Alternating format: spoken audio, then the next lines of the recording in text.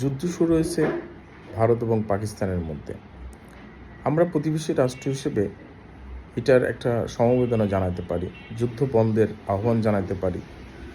আমরা যুদ্ধে যত মানুষ, শিশু, সাধারণ নাগরিক যেন মারা না যায়, আমরা সেই জন্য একটা আন্দোলন করতে পারি, মানে কথাবার্তা বলতে পারি। কিন্তু আমি দেখলাম যে আমাদের দেশের মানুষ যেন দুই দেশের পক্ষ নিয়েছে।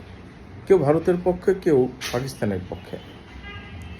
আপনারা একটা জিনিস চিন্তা করেন, আপনারা কেউ ভারতের পক্ষে যাচ্ছেন, কেউ পাকিস্তানের পক্ষে যাচ্ছেন, এতে আপনাদের দেশের লাভ কী? আপনারা কেন দুইজনের পক্ষ বিপক্ষ করে ফেলছেন? আমার মনে হয় আপনারা অন্য কোনো পক্ষ না নিয়ে বাংলাদেশের পক্ষে থাকেন।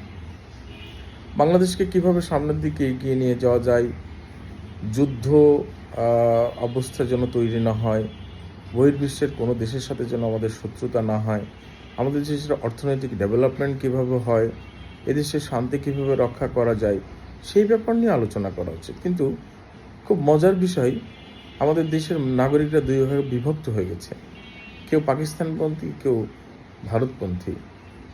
আমি খুব আশ্চর্য হয়ে যাচ্ছি, কেউ বাংলাদেশপন্থী নাই কেন? ভাই, কেউ কারোর স্বার্থ ছাড়া এক পাও এগোবে না। আপনারা যারা ভাবছেন যে আপনাদেরকে নিঃস্বার্থভাবে আপনাদেরকে অনেক কিছু করে দেবে, কেউ করবে না। সবাই সবার স্বার্থ নিয়েছে। সো বাংলাদেশের মানুষের কাছে আমার ব্যক্তিগত অনুরোধ যে আপনারা নিজেদের কথা চিন্তা করে হলেও একটু নিজেদের কথা বলুন। নিজেদের শান্তি রক্ষা হয় কীভাবে সেই চিন্তা করুন, প্লিজ।